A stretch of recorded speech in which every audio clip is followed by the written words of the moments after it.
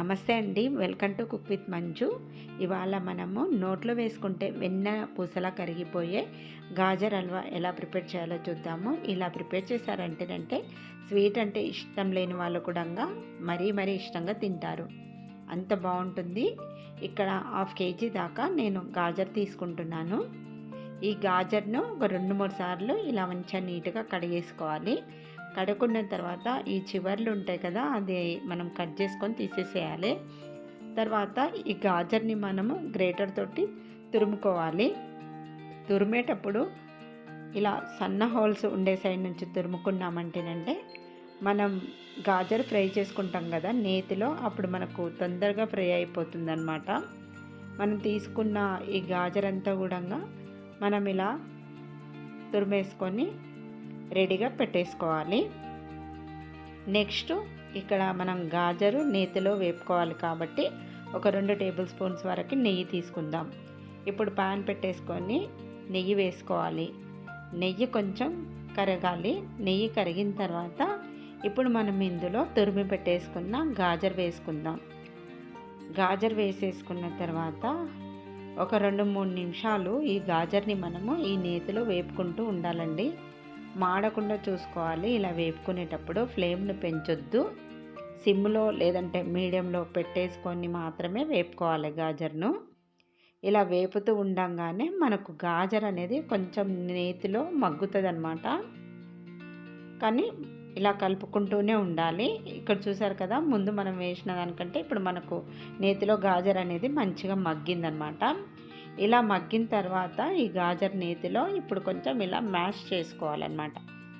చేసేసుకున్నామంటే పాలల్లో వేసుకున్నప్పుడు తొందరగా ఉడుకుతుంది. ఇక్కడ చూసారు కదా, ఇలా మనకు కొంచెం దగ్గర పడ్డ తర్వాత ఇది ఇప్పుడు ఒక ప్లేట్లోకి తీసేసుకుందాం. ఇలా ప్లేట్లోకి పెట్టేసుకుందాము. తర్వాత ఇప్పుడు మనము ఈ గాజర్ని పాలల్లో ఉడికించుకోవాలి కాబట్టి నేను 1/2 kg గాజర్కి 1/2 లీటర్ వరకు మిల్క్ అయితే తీసుకున్నాను. ఈ మిల్క్ను మనము ఇప్పుడు బాగా ఇలా మరిగించుకోవాలి. మిల్క్ బాగా ఇలా మరిగేటప్పుడు ఇందులోకి మనము నేతిలో వేయించి పెట్టేసుకున్నాం కదా ఆ గాజర్ మొత్తం వేసేసుకోవాలి. వేసేసుకున్న తర్వాత ఈ గాజర్ని ఇలా కలుపుకుంటూ మంచిగా పాలల్లో ఉడికించుకోవాలి. మాడకుండా చూసుకోవాలి. ఇలా బాగా దగ్గర పడేంత వరకు ఈ పాలు మొత్తం గాజరు పీల్చేసుకోవాలండి.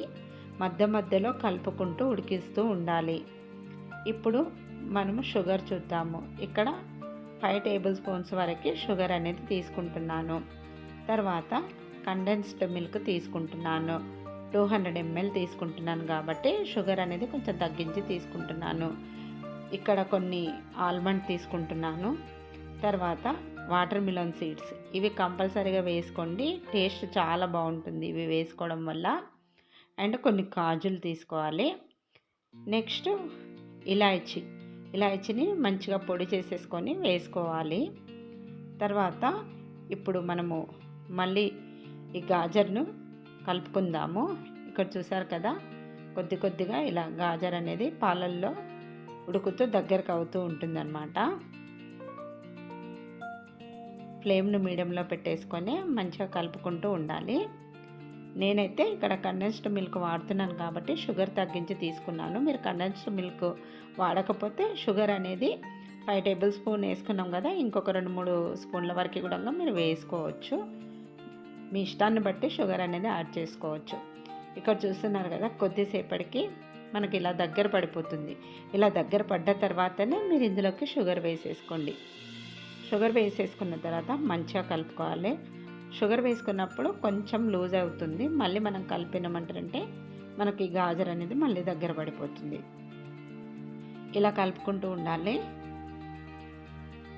ఇలా మంచిగా కలుపుకున్న తర్వాత ఇప్పుడు మంచి ఫ్లేవర్ కోసము మనం ఇలాచీ పొడి యాడ్ చేయాలి. ఇలాచీ పొడి వేసేసుకున్న తర్వాత మంచిగా మళ్ళీ ఇంకొకసారి కలిపేసుకోవాలి. ఇప్పుడు మనం ఇందులోకి కండెన్స్డ్ మిల్క్ వేసుకుందాం. మీరు కావాలంటే కోవా కూడా వేసుకోవచ్చండి. కోవా వేసుకున్నా కూడా చాలా బాగుంటుంది. వేసేసుకున్న తర్వాత మంచిగా ఇలా కలుపుకోవాలి. మళ్ళీ కొంచెం దగ్గర పడేంత వరకు ఒక 2-3 నిమిషాలు ఉడికించుకోండి, సరిపోతుంది. ఇప్పుడు ఇందులోకి కొంచెం నెయ్యి వేసుకుందాం. ఒక 2 టీ స్పూన్స్ వరకు నెయ్యి వేసుకొని కలుపుకోవాలి. నెయ్యి అనేది కాస్త ఎక్కువగా వేసుకుంటేనే బాగుంటుంది టేస్ట్. ఇలా కలిపేసుకున్న తర్వాత ఇప్పుడు మనము డ్రై ఫ్రూట్స్ను వేపుకుందాం. డ్రై ఫ్రూట్స్ వేపుకోవడానికి మళ్ళీ ఒక 2 టేబుల్ స్పూన్స్ వరకు నెయ్యి అనేది వేసుకుందాం. నెయ్యి వేసుకున్న తర్వాత ఈ నేతిలోకి ఇప్పుడు మనము కొన్ని బాదం వేసుకోవాలి, తర్వాత కాజు వేసుకోవాలి. ఇవి కాస్త వేగిన తర్వాతనే మీరు వాటర్ మిలన్ సీడ్స్ వేసుకోవాలి. వాటర్ మిలన్ సీడ్స్ ముందు వేస్తే మాడుతాయి కాబట్టి లాస్ట్లో వేస్తున్నాను. వేసేసుకున్న తర్వాత మంచిగా స్టవ్ కట్టేసేయండి. ఈ వేడికే ఇవి వేగిపోతాయి. ఇప్పుడు మంచిగా వేగిపోయినాయి కదా డ్రై ఫ్రూట్స్.